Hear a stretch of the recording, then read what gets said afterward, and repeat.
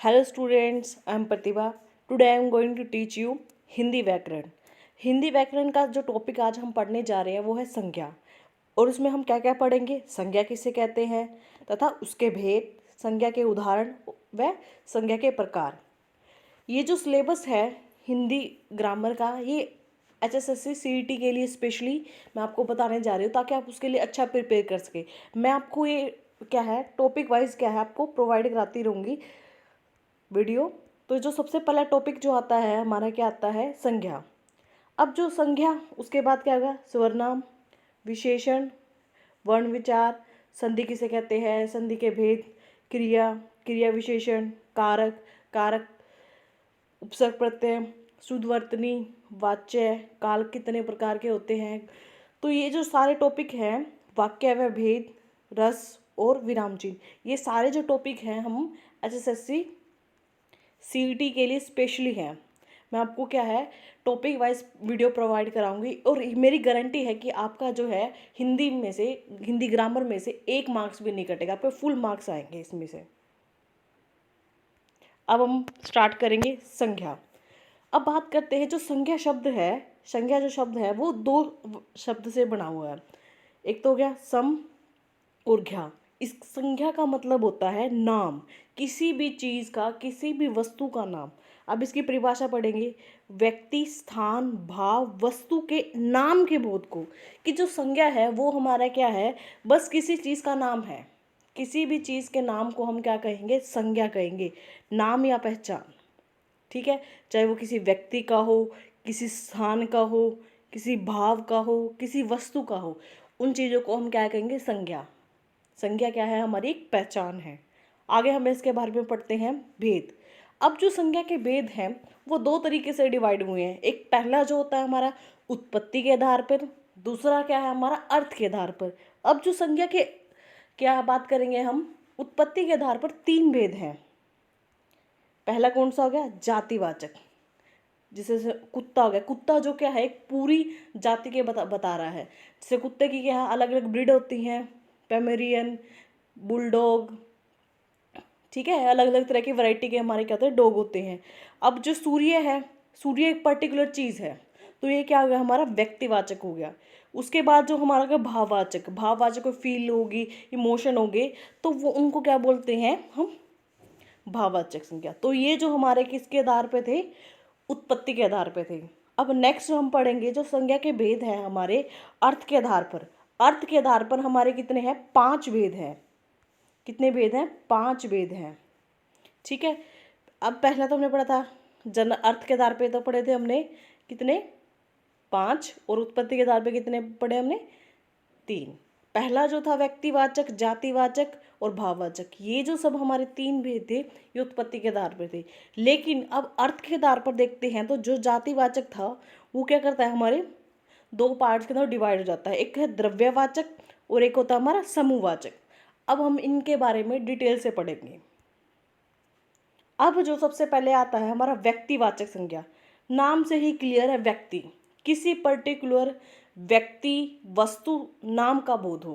किसी एक ही इंसान के बारे में बात करेंगे। इसकी पहचान क्या है, एक ही, कि एक ही चीज़ में। इसका जो प्रयोग होता है एक वचन में होता है, कि मतलब हम किसी एक ही इंसान की, एक ही वस्तु की और एक ही नाम का बोध होना चाहिए। ऐसा नहीं ग्रुप में नहीं करेगा, सिर्फ सिंगल की बात करेंगे हम, ये सिंगुलर होगा, एक वचन होगा। जैसे अब चित्र की बात करी, इसमें चित्र में देखेंगे हम, ये जो मैप बना रखा है ये पर्टिकुलर भारत का मैप है, किसी और का मैप नहीं है। तो इसमें स्पेशलाइजेशन है, ये सिर्फ भारत का है। उसके बाद एक लड़की है, लड़की का नाम क्या है, सपना, सपना लड़की की बात हो रही है। ठीक है, उसके बाद हो गया हमारा CM की जो बात करी है, कौन से CM की बात करी है, योगी की। उसके बाद हमने क्या करा, अब इसमें जो पुस्तक है, पुस्तक कौन सी है, रामायण। तो इसमें क्या स्पेशल बता रखा है। अगर खाली हम पुस्तक की बात करते तो वो जातिवाचक होता, लेकिन इसने स्पेशल को बता दिया कि रामायण पुस्तक। उसके बाद त्यौहार की बात करी, तो त्यौहार में क्या गया, रक्षाबंधन, कि हमारा स्पेशल त्यौहार है, भाई बहन का त्यौहार है रक्षाबंधन। उसके बाद हमने पर्वत की बात करी कि जो हमारा पर्वत है वो कौन सा है, हिमालय।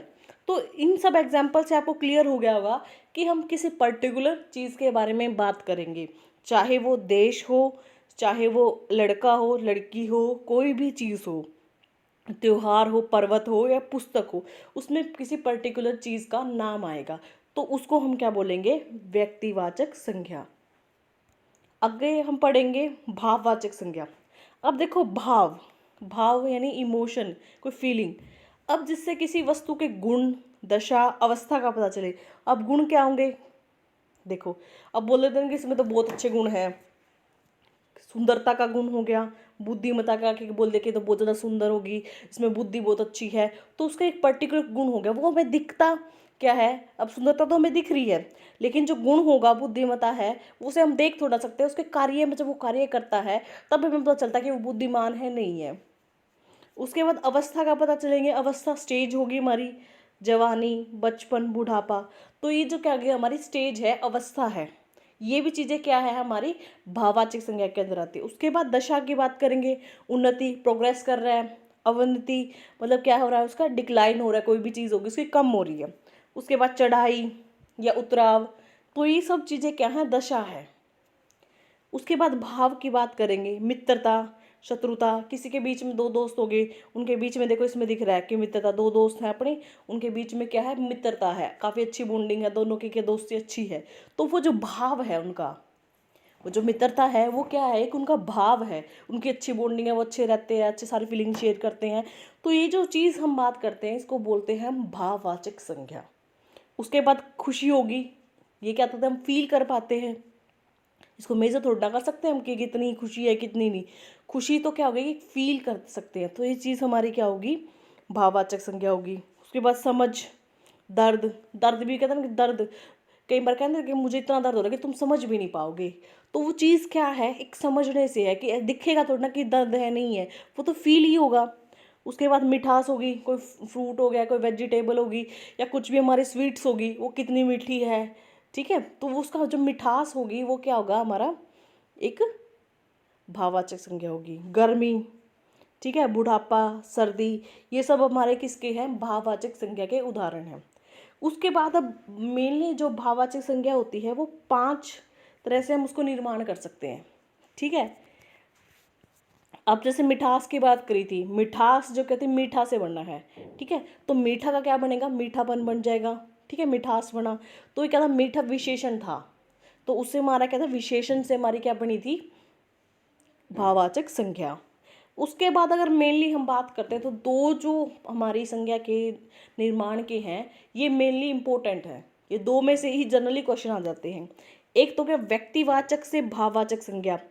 अब जो बात करेंगे राम, राम एक व्यक्ति है, तो इससे जो हमारी भाववाचक संज्ञा बनेगी राम तो बनेगी, और शिव है, शिव तो बनेगी।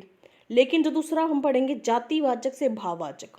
अब देखो जाति, जाति क्या करेगी? एक शब्द है जो पूरे समूह को, पूरे ग्रुप को बताएगा, ठीक है। अब जैसे मनुष्य हो गया, मनुष्य में तो सभी आगे, लड़का लड़की बूढ़े बच्चे सब कुछ आगे, मनुष्य हो गए वो सारे के सारे पूरे ग्रुप को बता रहे हैं। और उसका भाववाचक क्या होगा हमारा? मनुष्यता। पुरुष हो गया, ठीक है, पुरुष तो हो गया, पूरे वर्ल्ड के बारे में बात कर रहे हैं कि सारे वर्ल्ड के जो हमारे पुरुष हो गए, पूरे संसार के हो गए, वो पुरुष तो हो जाएगा। बूढ़ा, बुढ़ापा, तो ये सब चीज़ें क्या हैं? भाववाचक संज्ञा किससे मिलके बनी होती है? कुछ हमारी ऐसी भाववाचक संज्ञा है जो स्वतंत्र रूप से, जैसे क्रोध, भय, वो किसी चीज़ से नहीं बनी, वो स्वतंत्र रूप से बनी हुई है, ठीक है। आगे हम पढ़ेंगे जातिवाचक संज्ञा। देखो नाम से ही क्लियर है, जाति, किसी चीज़ के बारे में, किसी ग्रुप के बारे में हम बात करेंगे। जिन शब्दों से एक ही प्रकार की अनेक वस्तुओं का बोध हो, मतलब हम किसी एक चीज़ के बारे, हमने जैसे बोल दिया कि कोई एक चीज़ है, जैसे मनुष्य बोल दिया, अब मनुष्य में सभी तरह के आ गए, ठीक है, वो हर एक तरह का मनुष्य आ जाएगा, पूरे संसार के मनुष्य के बारे में, मतलब एक शब्द ने पूरे समूह के बारे में बता दिया, तो इसको हम क्या बोलेंगे? हम जातिवाचक संज्ञा। उसके बाद हम बात करते हैं जो काम प्रकृति करती है, ठीक है, उनको भी हम क्या बोलेंगे? जैसे तूफान, बाढ़ या साइक्लोन वगैरह जो भी चीज़ें आती हैं, अर्थक्वेक, ये सब चीज़ें जो क्या होती है? प्रकृति, नेचर खुद ही करता है, तो ये जो सब चीज़ें आएंगी तो इनमें क्या होगा? ये जातिवाचक संज्ञा।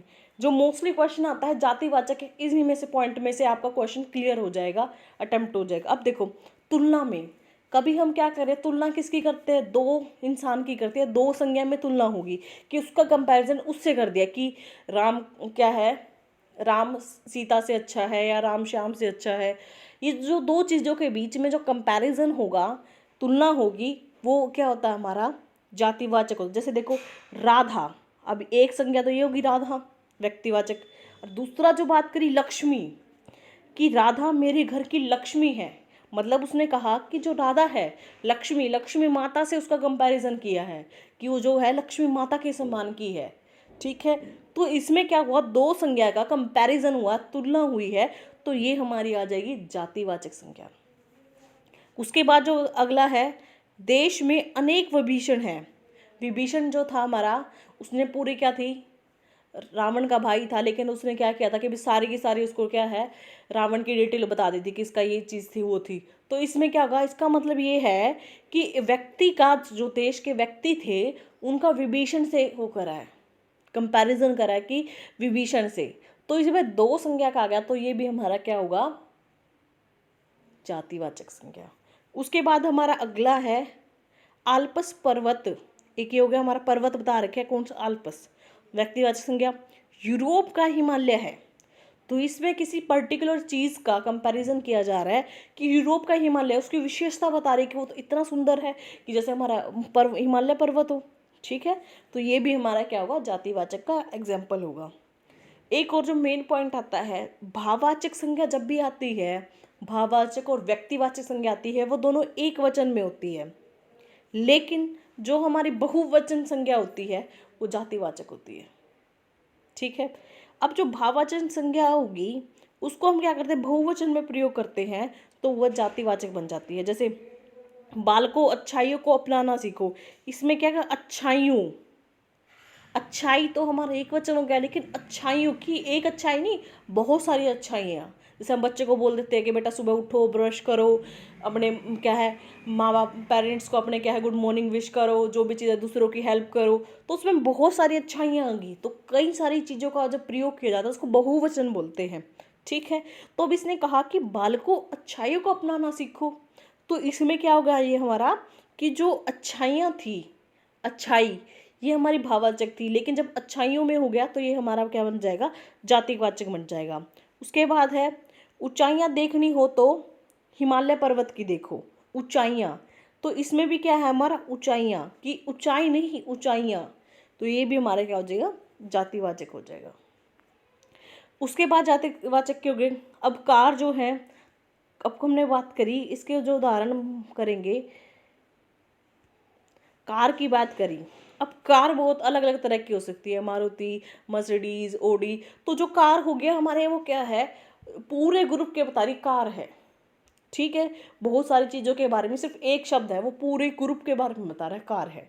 उसके बाद कुर्सी होगी, कुर्सी भी अलग अलग तरह की हो जाती है, पहाड़, ठीक है, जो अलग अलग चीज़ों को, पंखा, टेबल फैन भी हो सकता है।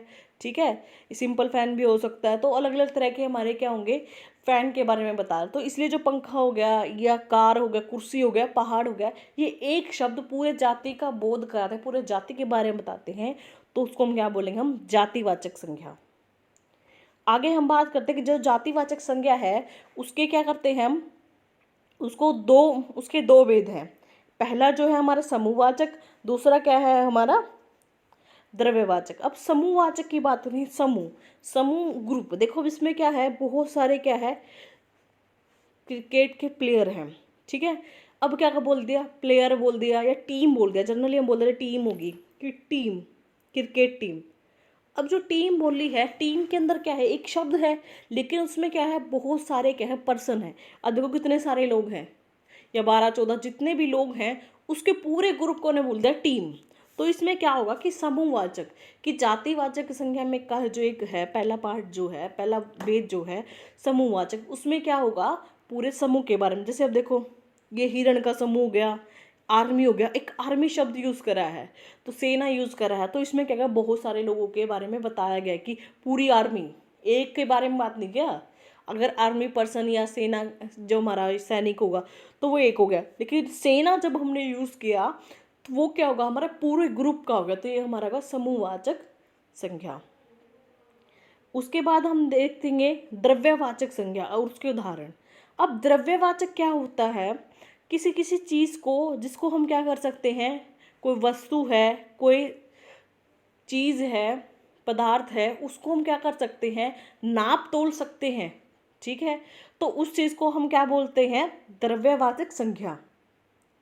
उसके बाद जैसे कोई भी चीज़ होगा धातु से मिलके बना है, जैसे क्या होगा, हमारा सोना चांदी, ये सब है धातु से मिलके बने हैं, ठीक है। इनको हम मेज़र कर सकते हैं कि भी इतने ग्राम है, इतने तोड़ा, जैसे बोल देते हैं ना कि इतना तोड़ा हो गया, इतना ग्राम हो गया। उसके बाद होगा दूध, उसको भी मेज़र कर सकते हैं हम, द्रव्य हो गया, लिक्विड हो गया, ठीक है, जिसको हम बोल देंगे 2 लीटर 3 लीटर, ठीक है। मिट्टी होगी, उसको भी मेज़र कर सकते हैं, चावल, उसको भी मेज़र कर सकते हैं। तो जिन चीज़ों को हम मेज़र कर सकते हैं, नाप तोल कर सकते हैं, उनको हम बोलेंगे द्रव्यवाचक संज्ञा, ठीक है। Thank you guys for watching my video.